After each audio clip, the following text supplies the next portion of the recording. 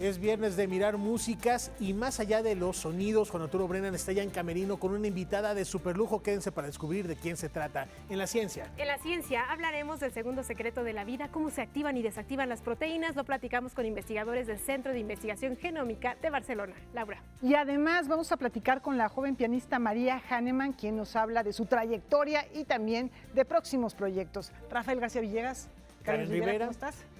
Laura Regis en la traducción de Lenguas de Señas Mexicana. ¿Y qué les parece? Si me permiten, arrancamos Vamos a iniciar para conocer quién ha sido el ganador del Premio Nacional de Dramaturgia, Juan Ruiz de Alarcón. Una muy grata sorpresa, aquí los pormenores. Por su trayectoria dedicada a la escena de la frontera norte de México y por su voz creativa, arriesgada y necesaria, que aporta al tejido social desde el terreno artístico, la directora y actriz Perla de la Rosa ganó el Premio Nacional de Dramaturgia Juan Ruiz de Alarcón 2022. Para mí ha sido realmente, aparte de gratísima la noticia, pues un compromiso. Es un compromiso para continuar con un teatro que desde Telón de Arena, que es el colectivo con el que yo trabajo desde 2002, sigamos abordando las realidades de nuestra ciudad. Originaria de Ciudad Juárez, Chihuahua, Perla de la Rosa ha trabajado por más de 40 años en las artes escénicas. Feminista, gestora cultural y activista social, fundó la compañía Telón de Arena con el objetivo de visibilizar y revertir la violencia en su región natal. Desde la escena busca ser una voz solidaria con las víctimas negadas o minimizadas por las autoridades. Telón de Arena ha estado empeñado como colectivo en ir a esos lugares donde no hay teatro y donde los habitantes de esos sectores difícilmente van a llegar a una sala de teatro. Hoy mismo Telón de Arena ha cerrado sus puertas. Yo tengo, cuando me dices qué significa el premio, pues tiene un sabor dulce amargo, porque justo el 2 de abril tuvimos que cerrar ya por estar sin recursos absolutamente. Claro que no hay muertes. La ganadora espera que a futuro se pueda volver a abrir las puertas de este espacio, que fue escenario de obras como Antígona, las voces que incendian el desierto, reflejo de las realidades que involucran a Ciudad Juárez, como los feminicidios. Recientemente, pues también trabajé el tema de Maricela Escobedo y otras madres, y que en el fondo es el tema de estas mujeres que, al igual que Antígona, hacen lo que el Estado no hace, lo que el Estado mexicano no hace.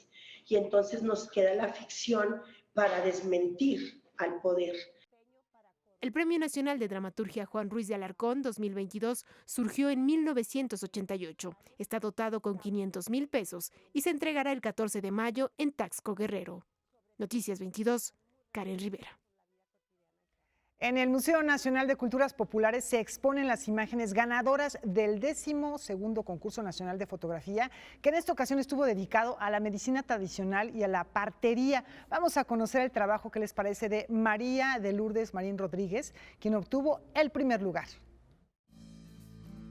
Después de llegar a la ciudad de Chilpancingo, en Guerrero, María de Lourdes Marín emprendió, junto con personal de la Secretaría de Salud y un traductor, un viaje de 7 horas rumbo a la Sierra del Estado.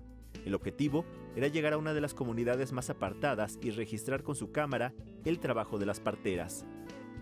Ellos son importantes en el medio porque, bueno, primero porque traen a los bebés al mundo, ¿no? Y porque ellos no tienen acceso a servicio médico, porque su lugar más cercano para poder ir a un servicio así, profesional, digamos, está a 4 horas y media en terracería, ¿no? En una carreta de terracería. Así es que prácticamente es imposible que pudieran ser atendidas por un médico, ¿no? Entonces las parteras, para empezar, te decía, son reconocidas por este oficio porque pues, son como un médico allá. Con 20 años como fotógrafa, la también profesora pasó 6 días en la sierra. En ese tiempo realizó varias imágenes, platicó con las mujeres y hombres que ejercen este oficio y se ganó la confianza de las familias para que le permitieran capturar con su cámara esta práctica que se pasa de generación en generación. Mi partera es la imagen que está de aquel lado, se llama Doña Maximina, y le pregunté cómo ella había aprendido a ser fotógrafa, partera, y me dijo que solita a los 14 años cuando parió y no había nadie a su alrededor, entonces ella tuvo que traer solita a su bebé Y me dijo, y bueno, así agarré experiencia, tuve 7 hijos y todos los hijos los tuve. El trabajo que realizó María de Lourdes, así como el de otros fotógrafos, lo podemos ver en la exposición que se presenta en el Museo Nacional de las Culturas Populares y que es producto del 12º Concurso Nacional de Fotografía, Medicina Tradicional y Partería. Me quedo con la gran experiencia que como mujeres, aunque como hombres también, porque conocí a 4 parteros. Hay hombres, ¿no? Y difícil que sobre todo en estas comunidades tan alejadas, ¿no? Haya hombres, pero hay. Pero con esto, con las mujeres, la sensibilidad que tienen para con las personas que tratan, para sus parturientas, ¿no? Para la gente que están atendiendo, el conocimiento que tienen previo. Noticias 22, Alberto Aranda. Bueno, imágenes que dan testimonio de toda una tradición, de toda una época, de toda una cultura. Hay que darse una vuelta y visitar esta exposición. Y en otros temas, la Lotería Nacional gana por nocaut en el combate contra la desmemoria.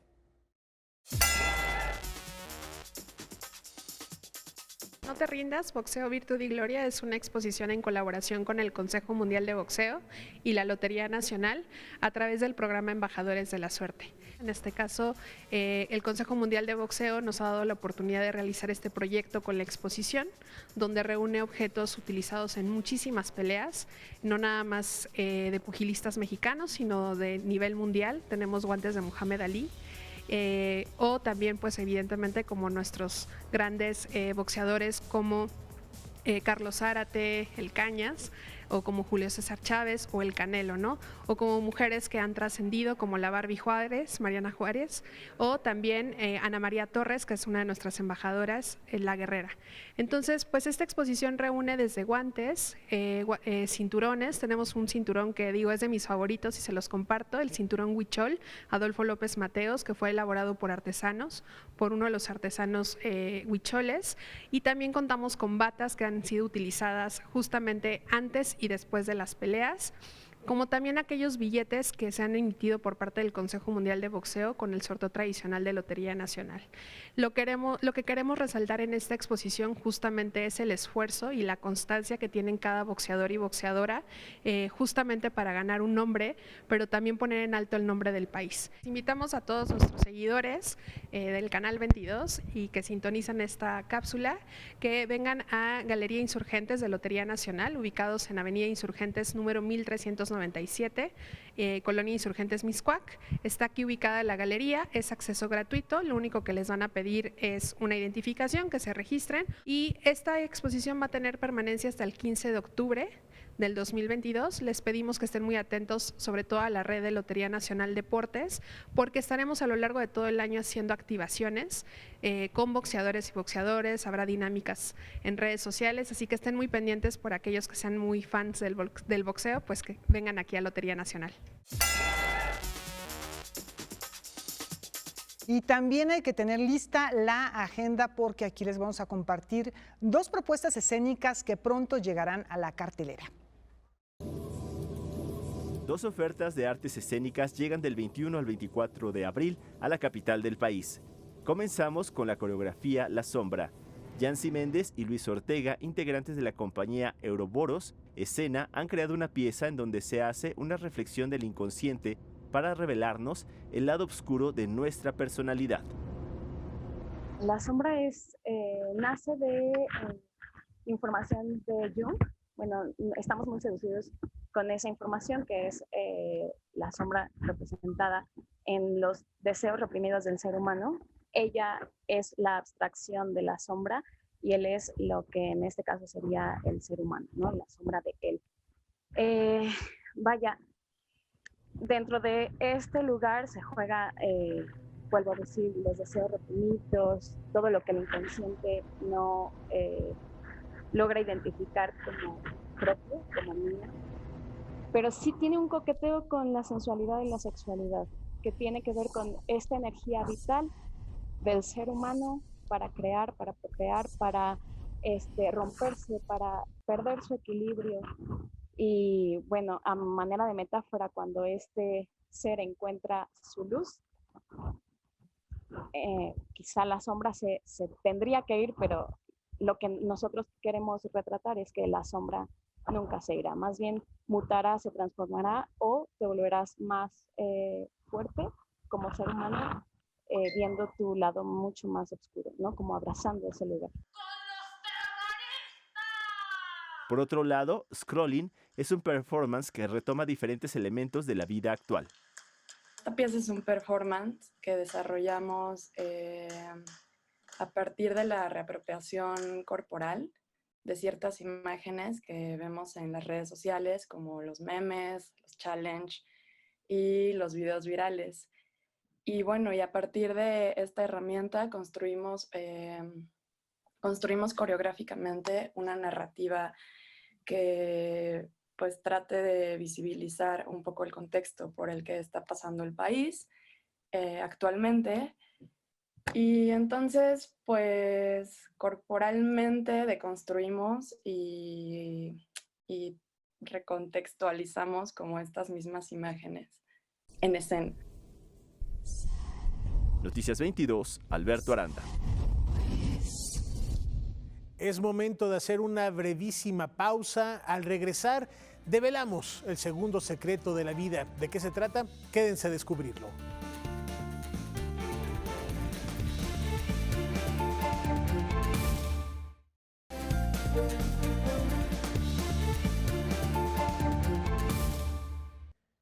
Liminal, la ciencia en movimiento, una investigación muy interesante la que nos trae esta noche Karen Rivera, cómo las proteínas se pueden alterar para acelerar el desarrollo de fármacos. Este es el segundo secreto de la vida, vamos a descubrirlo.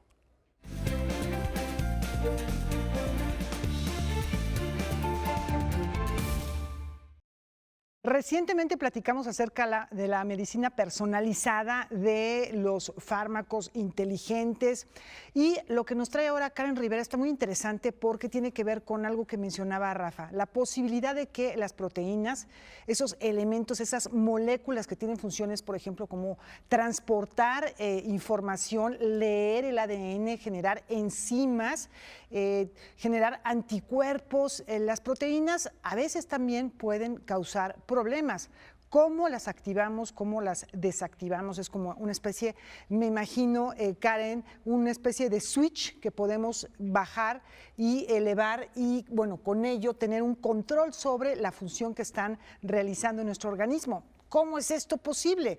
Eso parecería de ciencia ficción. Parecería de ciencia ficción, Laura, pero no es así. ¿Qué tal? Qué gusto saludarlos en Liminal, la ciencia en movimiento. Y por supuesto, es un tema muy importante porque el primer secreto de la vida fue conocer cómo se codificaban o cómo es que los genes codificaban a las proteínas. Es decir, conocer este libro de recetas que tiene cada célula del cuerpo humano y que nos ayudan a componer, a conformar elementos importantes como el colágeno de los huesos o el sistema inmune, ¿no? Que nos ayuda a defendernos de distintas bacterias. Pues ahora un grupo de investigadores de Barcelona, España, hallaron lo que Jacques Monod en el siglo XVI consideró el segundo secreto de la vida. ¿Qué es el segundo secreto de la vida? Bueno, pues conocer cómo se activan y desactivan algunas proteínas. Laura, ¿qué te parece si vemos la nota y regresamos a comentar? Muy bien. Un grupo de científicos del Centro de Investigación Genómica en Barcelona, España, desarrolló una nueva metodología que permite delinear un mapa de los botones secretos para activar o desactivar algunas funciones de las proteínas, lo que puede ayudar en la fabricación de fármacos más eficientes y seguros.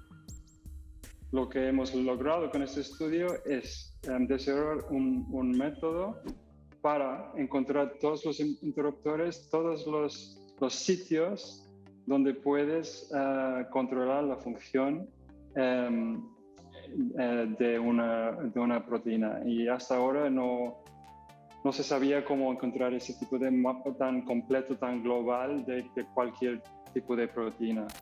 El método o la metodología que hemos diseñado es una combinación de, lo llamamos experimentos de fuerza bruta, o sea, hacemos todos los cambios posibles en estas proteínas, centenares o miles de estos cambios, que normalmente cambiamos la secuencia de aminoácidos de las proteínas, que son esos componentes que forman las proteínas, y las combinamos, a veces le hacemos una mutación o le hacemos dos y analizamos los efectos de todas estas mutaciones en un solo experimento.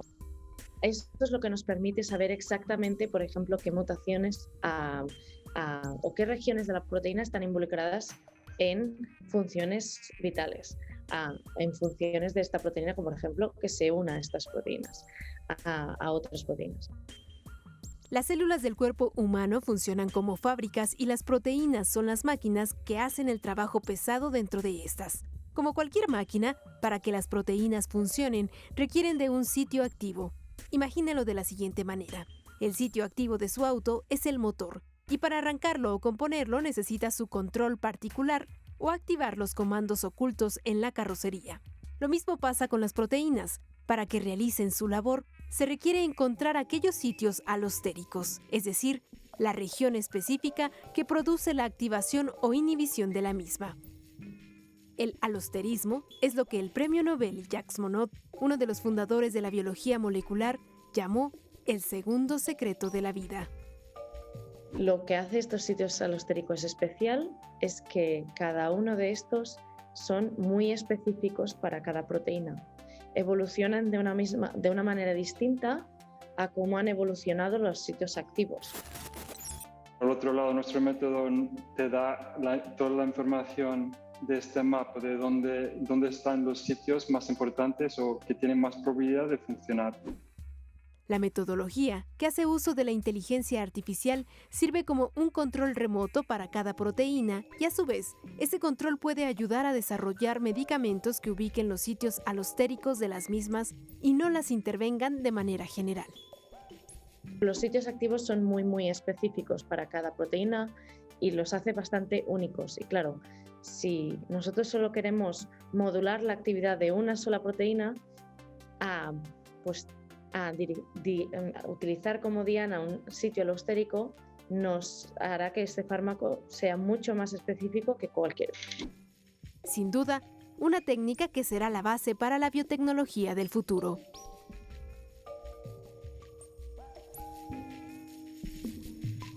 Bueno, escuchamos la palabra alosterismo. Es la manera en que se comunican. Que se comunican las proteínas. Las proteínas sabemos que están hechas, Karen, de aminoácidos. Hay una veintena de aminoácidos que se combinan de maneras distintas y esto es lo que da la forma a la proteína. Hay ciertas proteínas que a algunas personas les pueden hacer daño, ¿no? Exacto. Por ejemplo, hemos visto mucho en los productos que tienen fenilalanina, que no pueden ser consumidos por fenilcetonúricos, que no toleran este tipo de proteínas. Bueno, por el momento se están haciendo estas investigaciones, pero ¿cuándo?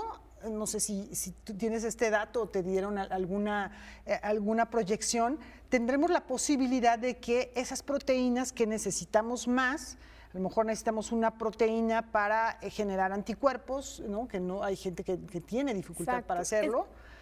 Tendremos la posibilidad de hacer este mapa, pero ya aplicado a nuestro organismo. De hecho, de eso se trata, Laura, un poco, es generar este mapa. Y antes de continuar, sí me gustaría decir, yo dije en un inicio siglo XVI y fue en el siglo XX cuando Jacques Monod habló del alosterismo, ¿no? Este premio Nobel, de cómo es que se podrían activar o desactivar las proteínas y así ayudar a generar, por ejemplo, lo que ahora se está haciendo con esta investigación, que lo que busca es hacer fármacos de alguna manera directos. Es decir, si tú utilizas un fármaco contra el cáncer, lo que hace es que el fármaco al llegar a tus proteínas las va a explotar de manera, en una analogía, las va a explotar de manera general.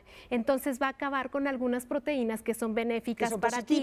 Exacto, y que te ayudan a proteger, por ejemplo, tu sistema inmune. Lo que puede hacer un mapa que permite activar y desactivar las proteínas es que este fármaco va a llegar y solo va a explotar aquellas proteínas que te están causando el mal.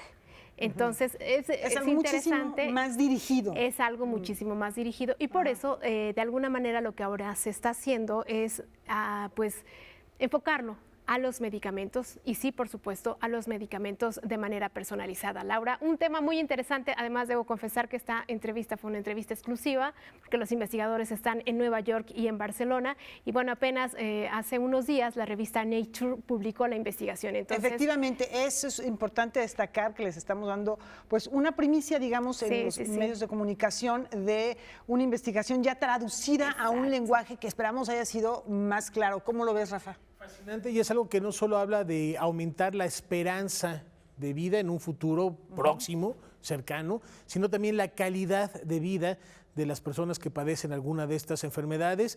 Y gracias, Karen, por traerlo hoy a la mesa y estaremos dando seguimiento, por supuesto, puntual en otros momentos de Liminal al desarrollo de esta investigación. Muchas gracias, Karen. Y por lo pronto, cambiando de tema, les platicamos que Alberto Castro Leñero, en su más reciente exposición, pone a dialogar la plástica con la naturaleza. Vamos a ver de qué manera. Ante la serie de incendios que durante el 2021 afectaron gravemente el bosque de la primavera en el estado de Jalisco, los artistas Alberto Castro Leñero y Antonio López crearon piezas con la intención de reflexionar sobre la responsabilidad que tiene el ser humano en la destrucción ecológica. Hay una especie como de construcción como intuitiva, que es como una trama, que es yo creo que lo que comunica, ¿no? Digamos, de alguna manera él escogió estas imágenes figurativas y las combinó con elementos como de la naturaleza, de los bosques, de los árboles. Y él tenía como una idea tiene una idea como de hacer una especie como de reflexión sobre,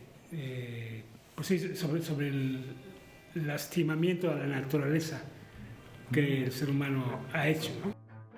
Esta muestra, titulada Selva Oscura, ofrece un diálogo entre las esculturas de Antonio López, que fueron elaborados con troncos y ramas de árboles rescatados con la intención de dotarlos de nueva vida, y las creaciones abstractas que evocan la importancia de la naturaleza por parte del artista Alberto Castro Leñero. Mi idea es como la admiración hacia la naturaleza y lo que me produce esa fuerza del crecimiento en el planeta, ¿no? Esta muestra, que reflexiona sobre la destrucción que ha provocado la humanidad, permanecerá hasta el mes de abril en la Universidad del Claustro de Sor Juana. Noticias 22, Óscar Cortés. Cámara en mano, José Luis Manríquez recorrió de norte a sur su estado natal para documentar las maravillas desconocidas de cada pueblo, de cada comunidad. El resultado es esta invitación. Vamos a ver. José Luis Manríquez se formó en gastronomía y como chef disfrutaba de emplatar sus creaciones, las cuales después comenzó a fotografiar. Fue entonces cuando saltó a la calle cambiando los utensilios de cocina por la cámara y a recorrer los 118 municipios de Michoacán, de los cuales lleva un 60% en 2 años. Ahora presenta 46 de esas imágenes en la exposición Descubre Michoacán. Paisajes, recorridos de pueblos, comunidades, y siempre buscando como encuadres y composiciones un poquito poco conocidas, con la intención de mostrar una parte poco conocida del estado. Sí, cada municipio de lo que tiene, porque creo que cada municipio tiene algo especial. Es cierto que cada región, aunque por muy cerca que esté, varía mucho en cuestiones de cultura, en cuestiones de vegetación, de clima. El fotógrafo también apunta a realizar un registro de las prácticas que son herencia cultural en el marco de la diversidad del Estado. Ha presentado su trabajo en 2 exposiciones individuales durante diciembre del año pasado en Tangancícuaro y Apatzingán. De igual modo, planea desarrollar un libro fotográfico. Sus imágenes han causado impacto en la comunidad michoacana que se encuentra fuera de la entidad. En mis imágenes, pues creo que mis fotografías van cargadas de mucha nostalgia, mucha historia y muchas personas que son de aquí de Michoacán, pero que han tenido que salir del estado en situaciones por buscar una mejor vida, que se han ido a otros países, pues han contactado conmigo y han estado súper contentos con lo que he estado haciendo, porque pues les he podido traer imágenes padres de Morelia, del estado en sí. José Luis Manríquez ahora presenta la exposición Descubre Michoacán con el apoyo de la Secretaría de Cultura Estatal en la Sala Efraín Vargas de la Casa de Cultura de Morelia, y la cual permanecerá abierta hasta el 29 de abril. Noticias 22, Víctor Gaspar.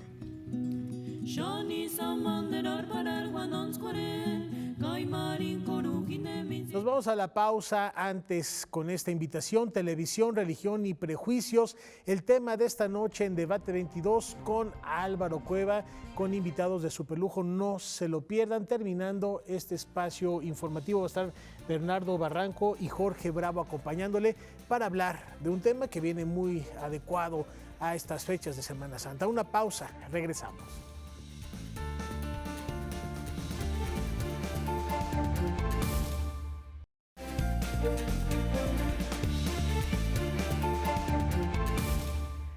Con apenas 15 años, María Hahnemann Vera es una de las pianistas con mayor proyección internacional de nuestro país. Vamos a conocer un poquito de su trayectoria. También nos platicó sobre sus proyectos para este año. La música la ha acompañado desde los primeros minutos de su vida. Un pequeño juguete que tocaba una sonata de Mozart sembró en ella una gran inquietud por los acordes y la armonía. A los 3 años, María Hahnemann Vera descubrió que su pasión era el piano. Poco tiempo después, decidió perseguir sus sueños y comenzar su carrera profesional. Nadie de su familia se dedicó a la música, pero el apoyo que recibió de sus padres desde pequeña le sirvió para desenvolverse en este medio.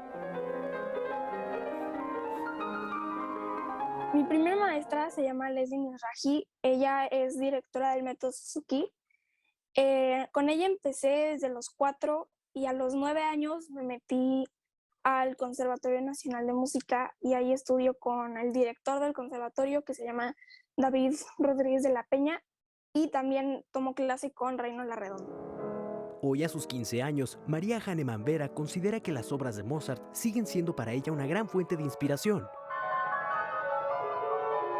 Desde siempre ha sido Mozart, desde bebé, desde el peluchito que me ponían en la incubadora, ha sido mi máximo Mozart, porque no sé, siento que él es un genio y que su música pues es como la más, o sea, digo increíble porque, digo, sí es increíble, pero también muchos compositores son increíbles, ¿no? Pero Mozart tiene como algo, tiene como una chispita de algo que lo hace como único.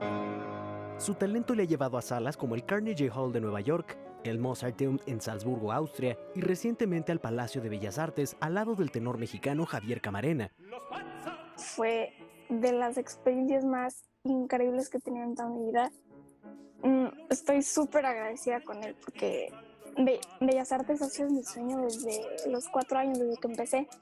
Entonces, pues ya estarlo cumpliendo con él, sí es increíble. La verdad, nunca me lo imaginé así. Son muchas cosas, fueron muchos sentimientos. Y tocar en el Carnegie Hall fue también increíble, la verdad, nunca me lo imaginaba. Y pues digo, fue poquito lo que toqué, pero aunque haya tocado una nota, hubiera sido increíble igual. A la fecha, María se ha presentado en más de 20 festivales alrededor del mundo. Se le ha distinguido con 22 premios, de los cuales 7 son nacionales y 15 internacionales. Este 2022 se presentará en la ciudad de Madrid y gracias a uno de los reconocimientos que obtuvo el año pasado, se presentará en el Royal Albert Hall de la ciudad de Londres. A finales de abril, creo que el 21 y 22, voy a tocar en Casa México en Madrid. Y el 20 de abril voy a tocar en el Albert Hall en Londres. Y esas son como las más próximas porque hay algunas que todavía no están muy confirmadas, entonces todavía no puedo decir. Pero esas son como las que están ahorita ya confirmadísimas. También ha sido de mis sueños. He visto que mucha gente ha tocado ahí, entonces la gente que yo admiro ha tocado ahí. Entonces digo como wow, o sea, voy a pisar ahí en donde ellos han pisado. Para Noticias 22, Rodrigo Peredo. talentosísima María Hahnemann, de verdad, ya haber tocado esta edad en Bellas Artes, en el Royal Hall, ahora ya en Londres, en el Albert Hall de Londres, en el Carnegie Hall, es de verdad inspirador, esperanzador. Además, leerla, síganla en su Twitter, tiene ideas, recomendaciones muy atractivas, la mayoría sobre música. Por supuesto, su pasión por Mozart está reflejado en su red social, y desde aquí un abrazo y nuestro reconocimiento a María. Y seguimos con música. Este fin de semana no habrá concierto de la Orquesta Sinfónica Nacional, y si por alguna razón ustedes se perdieron algunos de los conciertos anteriores, hay una segunda oportunidad para vivirlos cuantas veces quieran en las redes sociales también de la Orquesta Sinfónica Nacional. Aquí la invitación al más reciente programa.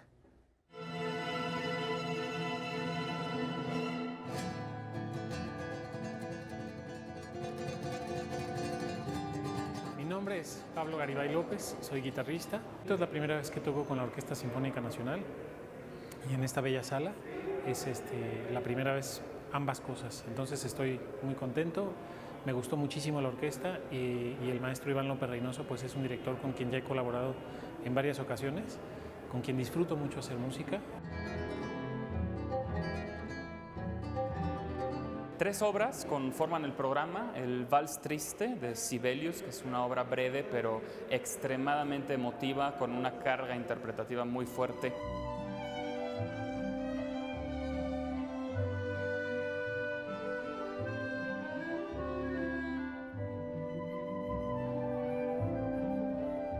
Posteriormente, el Concierto del Sur para guitarra y orquesta de Manuel M. Ponce, obra mexicana con un solista mexicano, Pablo Garibay, que es una obra de las más interpretadas del repertorio solístico para guitarra clásica y orquesta.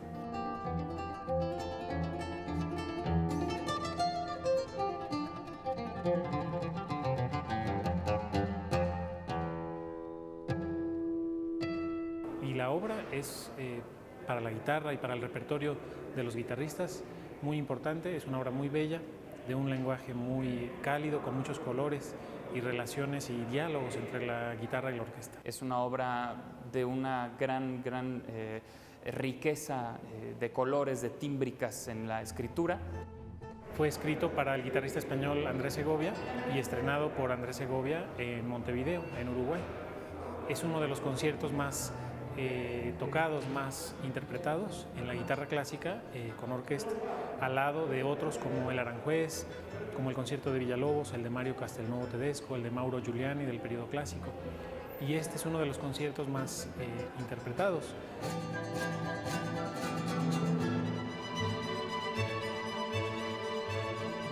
Que en mi opinión personal considero está muy bien orquestado, es un lenguaje muy natural para la guitarra y para la conjunción y la convivencia de la guitarra con otros instrumentos en la orquesta.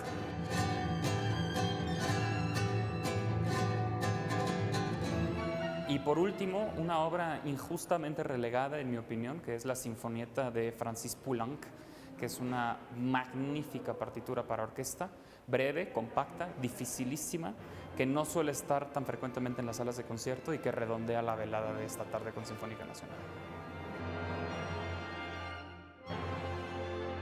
Amigas, amigos, no se pierdan el concierto que tuve el privilegio de dirigir con la Orquesta Sinfónica Nacional y el maestro Pablo Garibay a la guitarra. 3 obras fantásticas. Síganos y vengan a los conciertos.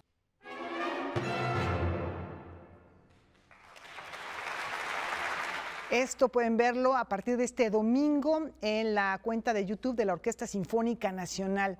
Y también les comentamos que la música y la poesía francesa inspiraron la nueva producción discográfica de la Orquesta Sinfónica de Michoacán, que tuvo que sortear varias dificultades, varios retos para realizarse. Vamos a ver. Con poco más de 8 décadas de existencia, la Orquesta Sinfónica de Michoacán continúa generando proyectos. El más reciente era la grabación del disco El Violín Francés, el cual, además de ser distribuido de manera gratuita entre el público que acude regularmente a sus conciertos, contaría con la participación del solista Francis Duroy.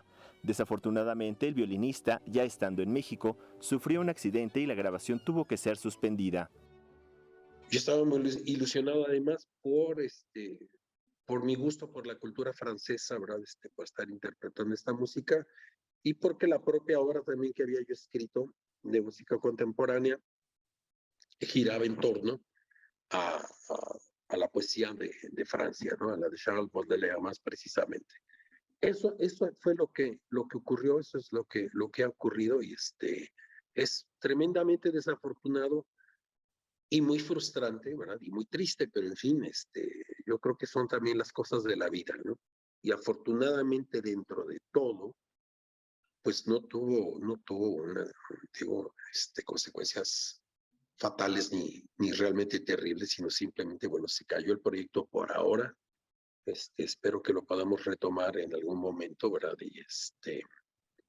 Y bueno, ya habíamos comenzado con las sesiones de grabación, ya casi terminamos el primer movimiento del concierto. El violinista ofreció un concierto al lado de la orquesta, pero días después, cuando comenzarían las grabaciones del disco, ocurrió el accidente. Las 2 primeras piezas que integrarían esta grabación pertenecen a 2 músicos de la segunda mitad del siglo XIX.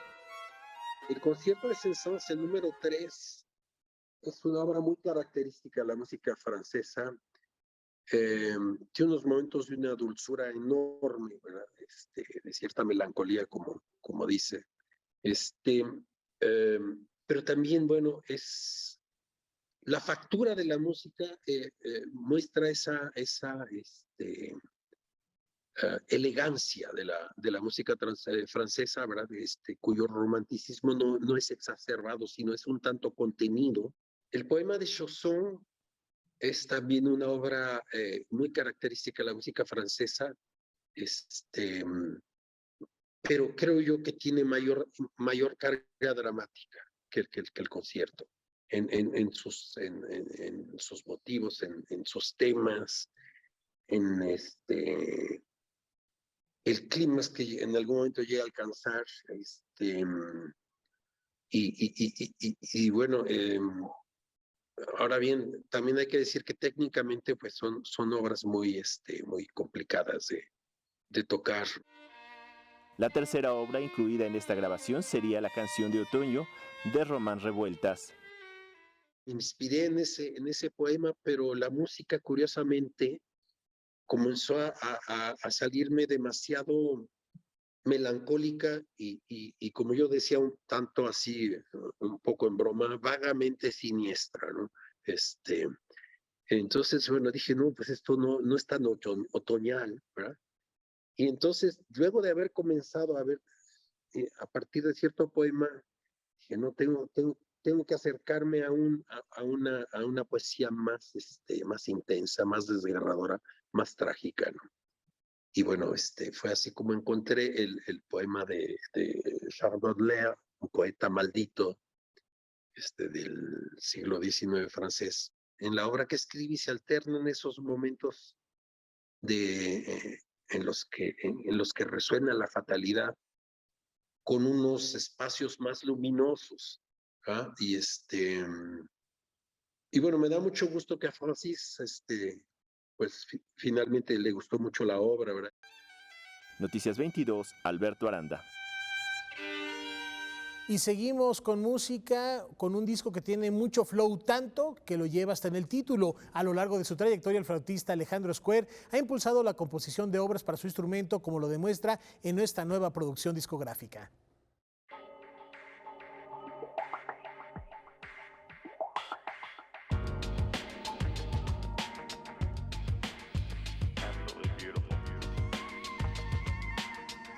Cuando uno toca Mozart, uno ya sabe, aunque uno nunca haya tocado, por ejemplo, un determinado concierto de Mozart, pues uno ya sabe a qué debe sonar Mozart. Hay un parámetros estilísticos. O un compositor nuevo, pero de la época de Mozart, vamos a suponer que recientemente se descubrió, pero ya sabemos a qué suena más o menos la música de esa época. En cambio aquí, aun cuando hayamos hecho música del siglo XX o XXI, cada compositor de repente es un mundo muy diferente. Con una larga trayectoria como ejecutante y docente, Alejandro Square le encargó a varios compositores que le escribieran conciertos para flauta con la intención de ampliar el repertorio contemporáneo para este instrumento. El resultado lo podemos escuchar en Flow. El disco Flow tiene los primeros 4 conciertos. Ya he estrenado 8 conciertos en vivo, ¿no? Pero esta es la primera producción discográfica de este trabajo. He publicado un total de 22 discos con Onyx, yo solo como con electrónica y con otros grupos, pero la verdad es que este es el primer disco que sale ya con orquesta. La primera pieza que se presenta es de David Zubai, ¿no? Compositor de Estados Unidos, que se llama Flow, como yo decía. La segunda es de Joseph Schwartner, ¿no? De diferentes generaciones. David nació en 1964 y Joseph Schwartner en 43. Flow además contiene el Requiem Marítimo de Eber Vázquez, pieza basada en los poemas de Vicente Huidobro, y el concierto para flauta y orquesta de Michael Matthews. Para la grabación de este disco se contó con la participación de la Orquesta Sinfónica Nacional, la Orquesta Filarmónica de la Ciudad de México y la Orquesta Sinfónica de la Universidad de Guanajuato. A Play of Shadows es muy sugerente, a mí me gusta mucho. Es un concierto para flauta y orquesta en un solo movimiento muy grande.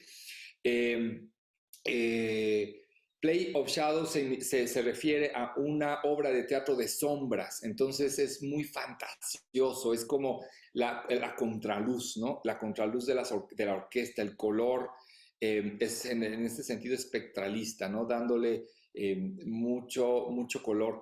Este concierto, por ejemplo, tiene una bellísima combinación entre lo que es la flauta solista y grupos instrumentales que le van muy bien. Por ejemplo, las percusiones, las cuerdas, el arpa y el piano. Michael decidió no ponerle nombre, simplemente concierto para flauta y orquesta y ya, no tiene ningún otro título. Sí, me puso, como dicen por ahí, a parir chayotes, porque en el estreno me pide que de repente toque flauta en do. Muy bien. De repente hay que tocar flauta baja, entonces hay que dejarla y tomar la flauta baja, mientras la orquesta obviamente va tocando otras cosas. De repente tengo poco tiempo y hay que tocar la flauta en sol, y entonces de repente, claro, yo en el entusiasmo de encargar las piezas les dije a los compositores, pues puedo tocar todas estas flautas, pero no me imaginé que él iba a usar todas de una manera muy, como cambiando de una para la otra muy rápido y así, ¿no? Para este mismo año, Alejandro Square espera grabar con alguna orquesta interesada las piezas que le hicieron y sacar el segundo disco de este proyecto. Para el 2023, le entregarán las composiciones de Eddie Mora, Gabriela Ortiz y Alejandro Cardona. Mientras, Flow puede ser descargado a través de la página de Urtext o ser escuchado en todas las plataformas de música. Noticias 22, Alberto Aranda.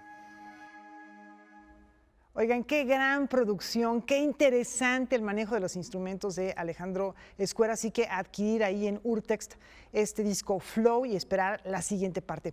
Vamos a la pausa, les vamos a compartir buenas noticias desde Viena, hablamos de María Hahnemann hace un momento, vean esto. La muy joven pianista Arantxa Ortega, de 14 años, ganó el primer lugar en el Vienna Grand Prix Virtuoso Competition, después de debutar en una de las salas más importantes de Europa, el Salón de Cristal de la Sociedad Musical de Viena. En el Grand Prix Virtuoso Competition participan músicos de todas las nacionalidades y edades en las disciplinas de cuerda, piano, viento, canto y música de cámara. Arantxa Ortega estudia en el Conservatorio Nacional de Música en México y fue seleccionada para cursar la Cátedra del Perfeccionamiento Pianístico Ricardo Castro. El Instituto Nacional de Bellas Artes publicó en su cuenta de Twitter: felicitamos a Arantxa Ortega Jaimes, estudiante del @Conservatorio MX, por haber obtenido el primer lugar en el Grand Prix Virtuoso 2022 Viena. Deseamos que sigas cosechando más éxitos. Enhorabuena. #Orgullo Imbal. Arantxa Ortega Jaimes, muchas felicidades.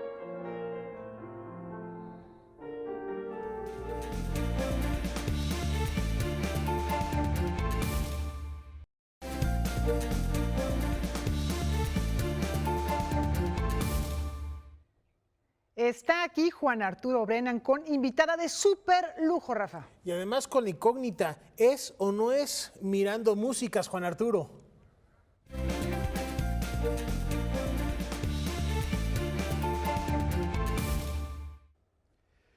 Sí, pero hoy hay cambio de planes. Hoy no es Mirando Músicas. Hoy es Mirando Teatro. pero tengo una razón para hacerlo y una razón muy buena, que es mi invitada de esta noche. Iracema Terrazas, bienvenida. Juan Arturo, es un placer, muchas gracias. De hecho, son dos Iracemas, cantante y actriz. Hoy la cantante se quedó en casi nada más vino la actriz. Iracema, tu proyecto de estos momentos es... Así es, La voz humana, monólogo de Jean Cocteau. La voz humana, monólogo de Jean Cocteau. Hay que explicarle a nuestro público que quizá la asocie con la versión operística. ¿Qué es lo que estás haciendo tú? Así es, yo estoy haciendo la versión original, el monólogo original estrenado en 1930 en la Comédie Française, sin música. Todavía no había compuesto Poulenc, Francis Poulenc, la música. Eso fue posterior. De hecho, la obra data del 28, se pone en el 30 y Poulenc compone la ópera en el 58. Exacto. Entonces ahí hay una muy interesante cuestión numérica. Describe a la gente brevemente, en 3 palabras, de qué trata este maravilloso monólogo teatral de Cocteau. Claro que sí. Es un monólogo que en realidad es un diálogo cuya voz del interlocutor es inaudible para el público, pero es audible para la actriz, porque todo ocurre a través de una llamada telefónica que se da a entender que es la última llamada telefónica, la cual culmina una relación sentimental, ¿no? Yo he visto en vivo 2 veces aquí en México La voz humana en versión musical y he visto algunos videos de la versión teatral, la versión de Jean Cocteau. Dime una cosa, ¿es el calificativo fundamental profundamente dolorosa o tú le pondrías otro calificativo? Es profundamente dolorosa. Una separación verdaderamente atroz. Así es, lo es. Ahora, como ya mencionamos por aquí, el original es una obra teatral. Se conoce más la ópera de Francis Poulenc. Iracema está haciendo la obra teatral. ¿Qué tanto te referiste en tu estudio del texto a la versión musical o la ignoraste? Nada, por el momento nada. Yo conocía evidentemente también la versión musical, la ópera de Poulenc, pero la versión original, el monólogo de Jean Cocteau, es un poquito más largo en duración, por lo tanto ahonda más en ciertas cuestiones del personaje, en ciertas brechas ahí dolorosas y en sus razones. Están implícitas porque tienen que estarlo en el texto y no en este caso en la música. Evidentemente. Ahora, si ustedes creen que yo traje a Iracema nada más para cotorrear, para platicar sobre la voz humana de Jean Cocteau, no, eso también es cartelera. ¿Estrenaste qué día? Estrené el 4 de abril, lunes. ¿Con éxito? Con éxito.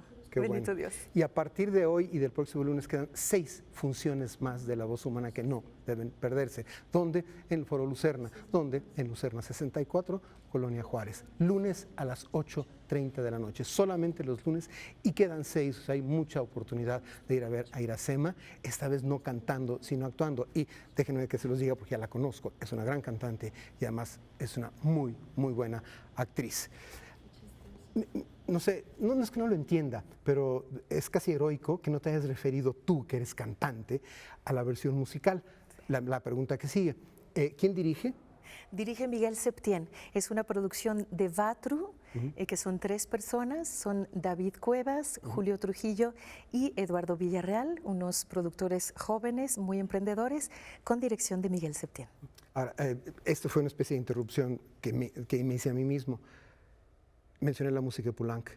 ¿Esta puesta en escena tiene música incidental, tiene música de fondo? Tiene un espacio sonoro, Ajá. Así es. Tiene una música incidental que pasa casi desapercibida. Esa es en realidad la intención original del director, es solamente acompañar las emociones que van guiando a la actriz. Y la última pregunta para una respuesta breve. ¿Qué tan difícil es hacer un monólogo que, como lo dijiste, tiene una voz virtual que no existe del otro lado del teléfono?